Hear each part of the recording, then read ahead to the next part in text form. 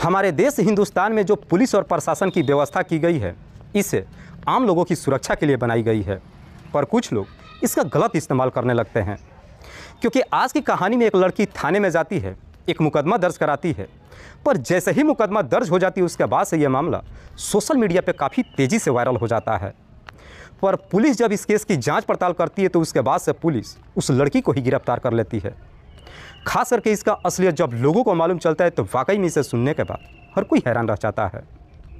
वाकई में दोस्तों, आज की जो कहानी है ये आपको भी सोचने और समझने पे मजबूर कर देने वाली है। नमस्कार, आदाब, मैं हसमुद्दीन और आप देख रहे हैं सफ़र क्राइम तक। आज की जो सच्ची घटना मैं आपको सुनाने वाला हूँ, ये घटना है उत्तराखंड प्रदेश की राजधानी देहरादून की। देहरादून का एक थाना पड़ता है राजपुर। बात कर रहा हूँ मैं 18 अप्रैल की सुबह। दरअसल इसी राजपुर थाने में एक लड़की रोते बिलखते पहुंचती है, जिसकी उम्र है लगभग 26 साल के आसपास। लड़की रोते हुए पुलिस वालों से कहती है कि साहब, मेरा नाम गुड़िया है। दरअसल मुझे एक मुकदमा दर्ज कराना है क्योंकि एक व्यक्ति ने मेरे साथ कई बार गलत किया है। गुड़िया जैसी इस तरह की बातें कहती है, पुलिस पहले उसे तसल्ली से बिठाती है और कहती है कि जो भी मामला है साफ साफ बताओ। पर गुड़िया जब अपनी पूरी कहानी बताती है तो वाकई में इसे सुनने के बाद खुद पुलिस भी हैरान रह जाती है।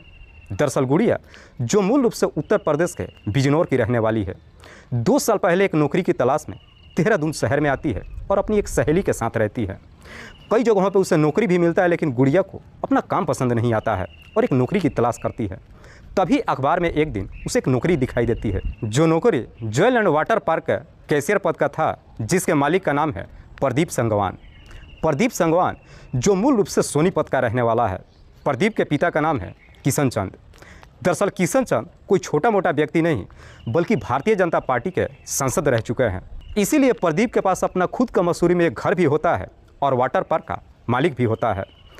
इधर गुड़िया जब उस नौकरी को देखती है, तुरंत ही अपना डॉक्यूमेंट्स लेकर के उस ऑफिस में पहुंच जाती है, जहां पे उसकी मुलाकात प्रदीप से होती है।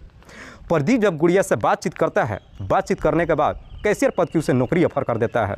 उसके बाद से अगले ही दिन से गुड़िया नौकरी पे चली जाती है। लगभग 15 दिन बेहतर तरीके से काम करती है।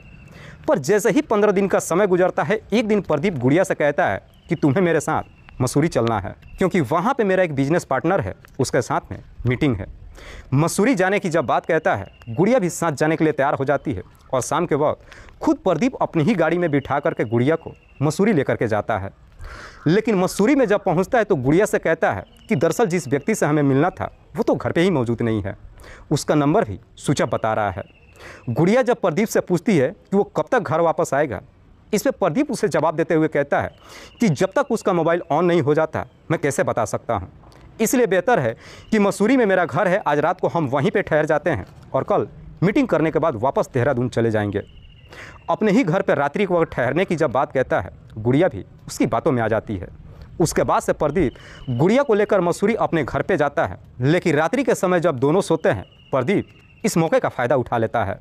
दरअसल प्रदीप गुड़िया के साथ में जोर ज़बरदस्ती नहीं करता है, बल्कि उस पल का कुछ फ़ोटो और वीडियोज़ अपने मोबाइल में भी कैप्चर कर लेता है और साथ ही साथ गुड़िया को धमकी देते हुए कहता है कि अगर इस बारे में तुमने किसी को कुछ बताया तो मैं ये वीडियो सोशल मीडिया पर अपलोड कर दूँगा। और हाँ, याद रखना कि जब भी मैं तुम्हें बुलाऊं, बिना कुछ सोचे समझे मेरे पास भी चली आना। एक बार जब ये सिलसिला शुरू होता है, उसके बाद से कभी रुकने का नाम ही नहीं लेता है और ये सिलसिला लगभग 2 सालों तक चलता है। लेकिन गुड़िया जब प्रदीप से तंग आ जाती है, आखिरकार तंग आकर के 18 अप्रैल को थाने में पहुँच जाती है। वाकई में गुड़िया जब ये पूरी कहानी बताती है, पुलिस प्रदीप के नाम पर नामजद मुकदमा दर्ज तो कर लेती है, लेकिन प्रदीप को गिरफ्तार करना इतना आसान नहीं था, क्योंकि प्रदीप कोई छोटा मोटा इंसान नहीं था। लेकिन पुलिस जब रिपोर्ट दर्ज कर लेती है, उसके बाद से पुलिस अब प्रदीप से पूछताछ करने के लिए उसके घर पे जाती है। पर पुलिस जब प्रदीप के घर पे पहुंचती है तो मालूम चलता है कि प्रदीप घर छोड़ करके फरार हो चुका है। उसके बाद से पुलिस अब प्रदीप को ढूंढना शुरू कर देती है। पुलिस अपनी तमाम कोशिश कर लेती है, लेकिन बावजूद इसके प्रदीप का कहीं कुछ पता नहीं चलता है। हालांकि पुलिस प्रदीप के हर ठिकानों पर छापा मारती है, पर बावजूद इसके पुलिस के हाथ कुछ भी नहीं मिलता है और धीरे धीरे लगभग 15 दिन का समय गुजर जाता है। पर जैसे ही 15 दिन का समय गुजर जाता है, 5 मई को सुबह गुड़िया फिर से थाने में जाती है और पुलिस वालों को एक अर्जी देती है। दरअसल लेटर थमाते हुए पुलिस वालों से कहती है कि जो मैं अपना बयान दी थी, मैं उस वक्त होशो हवास में नहीं थी। दरअसल मैं अपने बयान में कुछ बदलना चाहती हूँ। गुड़िया जब इस तरह की बातें कह करके आवेदन पुलिस को देती है, ये सुन करके पुलिस भी एकदम से हैरान हो जाती है। दरअसल पुलिस को लगता है कि शायद प्रदीप कहीं गुड़िया को तंग तो नहीं कर रहा है। हो सकता है कि रसूखदार इंसान है, गुड़िया को वो धमकी दे रहा होगा। इसीलिए पुलिस अब उस आवेदन को ले लेती है। गुड़िया को भेजते हुए कहती है कि हमें अब इस बारे में अपने सीनियर अधिकारियों से बातचीत करना पड़ेगा।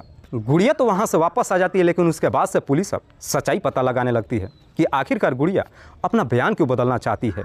दरअसल पुलिस को लगता है कि शायद गुड़िया की जान खतरे में है, इसीलिए पुलिस अपने डिपार्टमेंट के कुछ अधिकारियों को गुड़िया के पीछे लगा देती है। गुड़िया जहाँ जहाँ भी जाती है पुलिस अधिकारी उसके पीछे पीछे घूमते रहते हैं, लेकिन इस बारे में गुड़िया को कुछ भी नहीं मालूम चलता है।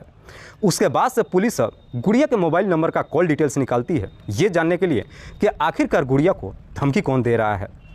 पुलिस जब गुड़िया के मोबाइल नंबर का कॉल डिटेल्स चेक करती है तो मालूम चलता है कि उसमें 2 ऐसे नंबर था जिस पर गुड़िया लगातार बातचीत करते आ रही थी।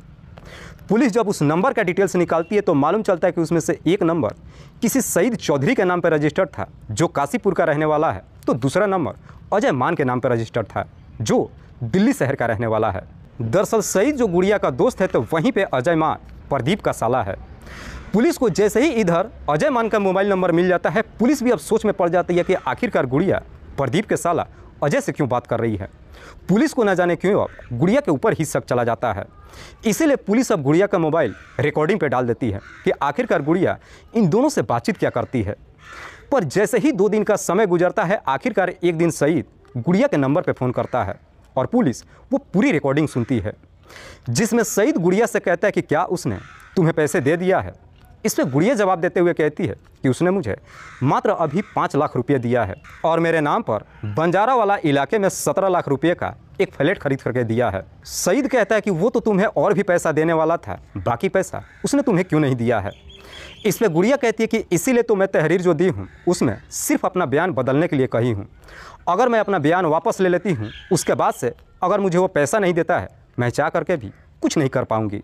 गुड़िया जब ये सारी बातें सईद से करती है, पुलिस जब इस रिकॉर्डिंग को सुनती है, सुनने के बाद पुलिस भी एकदम से चौंक जाती है। दरअसल पुलिस को थोड़ा भी समझने में देर नहीं लगता है कि गुड़िया ने प्रदीप के साला अजय से समझौता कर लिया है। इसीलिए पुलिस अब गुड़िया के घर पे जाती है और 13 मई को उसे गिरफ्तार कर लेती है।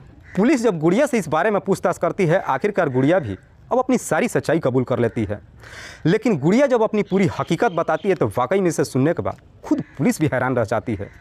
दरअसल गुड़िया जब प्रदीप के ऊपर मुकदमा दर्ज करती है, उसके बाद से प्रदीप अपने साले अजय के थ्रू गुड़िया से कांटेक्ट कराता है।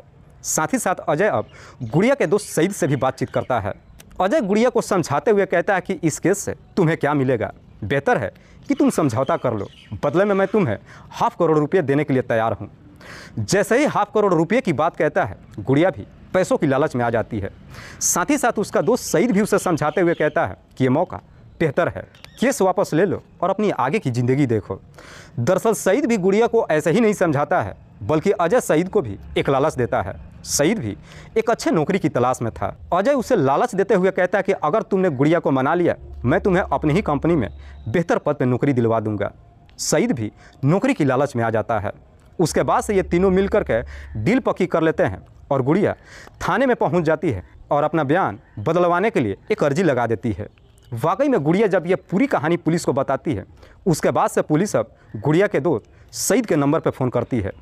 दरअसल पुलिस को मालूम था कि सईद एक अच्छे नौकरी की तलाश कर रहा है, इसीलिए पुलिस जब सईद के नंबर पर फ़ोन करती है, उसे झूठ बोलती है। दरअसल पुलिस कहती है कि मैं कंपनी से बात कर रहा हूँ, आपके लिए एक बेहतर जॉब का ऑफ़र है, अगर लेना चाहते हैं तो तुरंत आकर के कांटेक्ट करिए।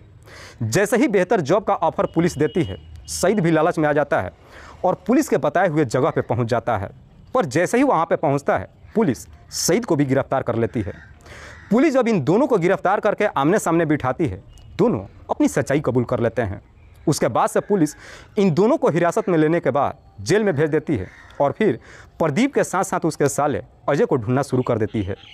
पुलिस अभी भी इन दोनों को तलाश कर रही है, लेकिन अभी भी ये दोनों पुलिस के पहुँच से बाहर हैं।